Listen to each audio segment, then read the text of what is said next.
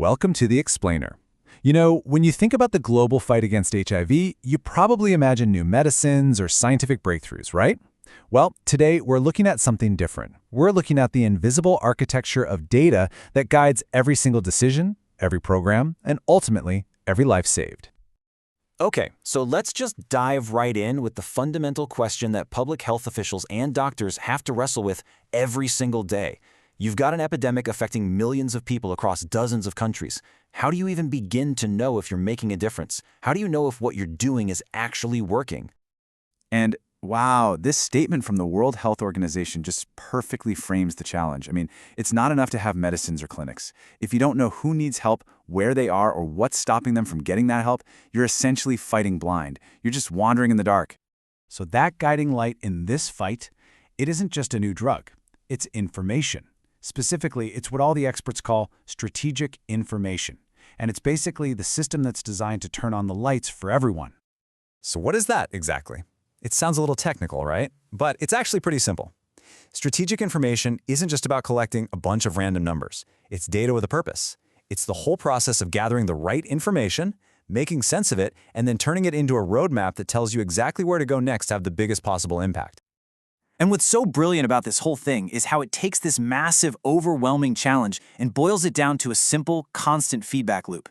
Every single piece of data is there to answer a few critical questions. Are people getting the care they need to stay healthy? Is the system itself actually working? And based on all that, how can we do better? It's just a constant cycle of measure, learn, and then act. Okay, but to answer those questions, you can't just measure everything under the sun. That would be impossible.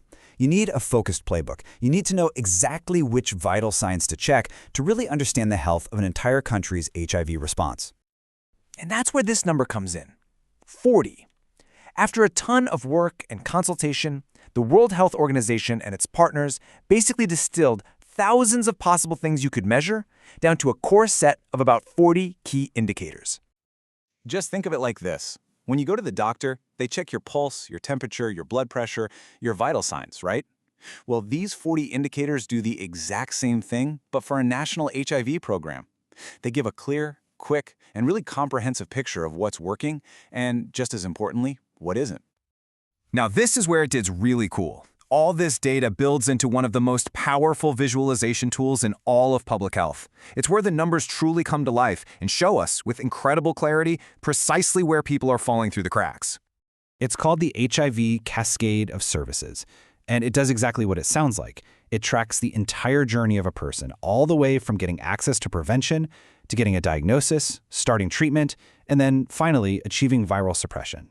And that's the goal, right? That's where the virus is so low it's undetectable and can't be passed on. So, in a perfect world, the cascade would look just like this, a series of high, even bars.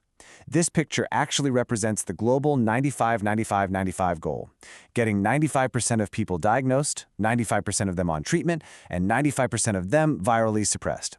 It's a smooth, efficient flow with almost no one getting lost along the way. But, and this is the crucial part, when you plot the real data, you often see something that looks more like this. This is what's known as the leaky cascade. See that big drop-off between getting diagnosed and getting on treatment, and then another drop before viral suppression? Each one of those gaps represents real people who are being left behind by the system. So seeing these leaks is a huge deal. But just knowing there's a leak isn't enough, is it?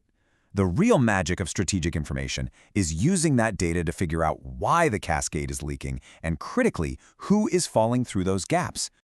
And the main tool for doing this is a technical-sounding word, disaggregation. But honestly, it's a really simple idea. Instead of just looking at one big number for the whole country, you break it down. You start looking at the data for men versus women, for different age groups, for people in cities versus rural areas. And this is why that is just so important. Check this out. A country's overall treatment number might look pretty good, say 85%, and you might think, hey, job well done. But when you disaggregate, when you look closer, you might find a hidden crisis, that for young women between 15 and 24, coverage is only 60%. Bam! You've just found a major leak. And this insight, it leads directly to the core strategy of the entire modern HIV response. It's so smart. You use data to find the groups with the biggest gaps, the ones being left behind the most, and you focus your resources right there. You don't just help that one group, you lift up the performance of the whole system. It's the most efficient and the most equitable way to make progress. Okay, so let's tie all of this together now. How does this whole data framework connect back to that ultimate global goal of ending the HIV epidemic as a public health threat for good? Well, here they are, the 95, 95, 95 targets set for the year 2030. They're ambitious for sure, but they are also crystal clear and measurable. They basically turn that cascade we just looked at into a set of clear goals for every single country on Earth.